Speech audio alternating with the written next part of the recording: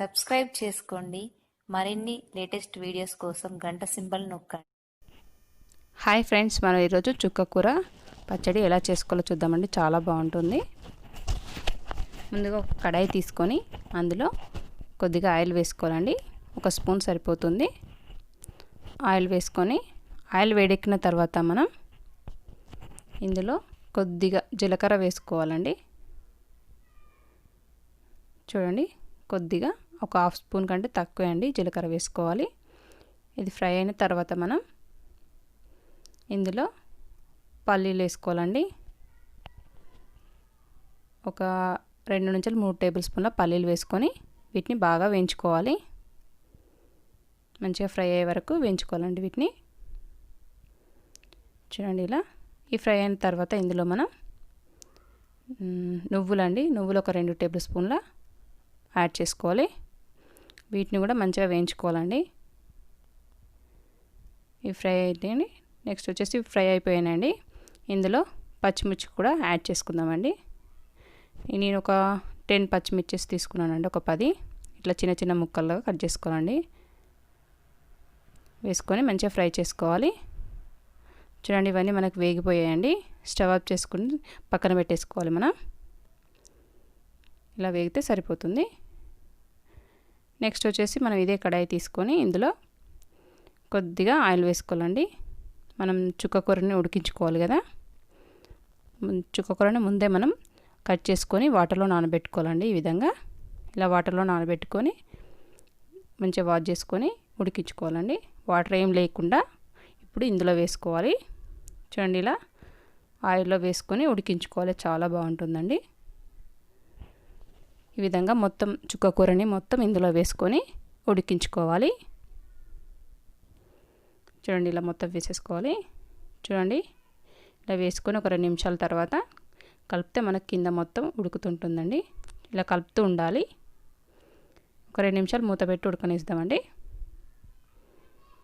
చూసేద్దామండి. చూడండి, మొత్తం ఉడికిపోయిందండి. దగ్గరకు వచ్చేసింది. అంటే మనకి ఇంకా ఉడకాలి. ఇలా కలుపుతూ ఉండాలండి వాటర్ అంతా పోయే వరకు. చూడండి, మనకి ఇలా మొత్తం దగ్గరికి వచ్చే వరకు ఉడికించుకోవాలండి. ఇప్పుడు స్టవ్ ఆఫ్ చేసుకొని దీన్ని చల్లారనివ్వాలి. చూడండి, ముందుగా మనం చల్లారి పెట్టుకున్న పల్లీలు, నువ్వులు, మిర్చి ఉన్నాయి కదండి. ఇవన్నీ ముందుగానే మనం మిక్సీ పట్టుకోవాలండి. చూడండి, ఇవన్నీ మిక్సీలోకి వేసుకొని వెల్లుల్లి రెబ్బలు ఒక 5-6 తీసుకున్నానండి. సాల్ట్, టేస్ట్కి సరిపడా సాల్ట్ కూడా వేసుకొని ముందుగా దీన్ని మిక్సీ పట్టుకోవాలండి మనం. చూడండి, ఇలా కచ్చాపచ్చగా మిక్సీ పట్టుకోవాలి. నెక్స్ట్ వచ్చేసి మనం చుక్క కూర పేస్ట్ ఉంటుంది కదండి, చల్లారిన తర్వాతనే మిక్సీ పట్టుకోవాలండి. చూడండి, ఇది చల్లారిపోయిందండి. ఇప్పుడు మనం ఇది కూడా ఇందులో వేసుకొని మంచిగా మిక్సీ పట్టుకోవాలి. చూడండి, ఇలా మొత్తం వేసేసుకొని మిక్సీ చేసేసుకుందాం. చూడండి, చాలా బాగుంటుందండి. ఇలా మెత్తగా గ్రైండ్ చేసేసుకోవాలి. ఇప్పుడు దీన్ని మనం పోపు పెట్టుకుందాం. కడాయి పెట్టుకొని ఇందులో పోపుకు తగ్గట్టు ఆయిల్ వేసుకోవాలండి. ఆయిల్ వేసేసుకొని ఆయిల్ వేడెక్కిన తర్వాత మనం పోపు దినుసులు వేసుకుందాం. మినపప్పు, శనగపప్పు, జీలకర్ర, ఆవాలు వేసి మంచిగా ఫ్రై చేసుకోవాలి. జీలకర్ర, ఆవాలు వేసి వీటిని ఫ్రై చేసుకోవాలి. చూడండి, మనకి ఫ్రై అయిపోయాయి. కానీ నెక్స్ట్ వచ్చేసి ఇందులో ఒక 2-3 ఎండుమిర్చి కూడా వేసుకుంటే చాలా బాగుంటుందండి. ఒక 2 తీసుకున్నానండి. ఇలా వేసుకొని ఫ్రై అయిన తర్వాత సాల్ట్ చెక్ చేసుకొని వేసుకోండి. ఎండుమిర్చి వేగిన తర్వాత మనం కరివేపాకు రెమ్మ వేసి మంచిగా ఫ్రై చేసుకోవాలి. నెక్స్ట్ వచ్చేసి ఇందులో మనం పసుపు కూడా యాడ్ చేసుకుందాం. చూడండి, పసుపు వేసిన తర్వాత మొత్తం కలిసేలాగా కలుపుకోవాలి.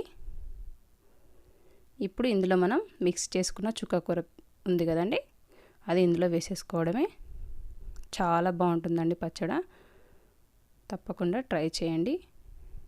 ఇలా వేసేసుకొని మొత్తం కలిసేలాగా కలుపుకోవాలండి.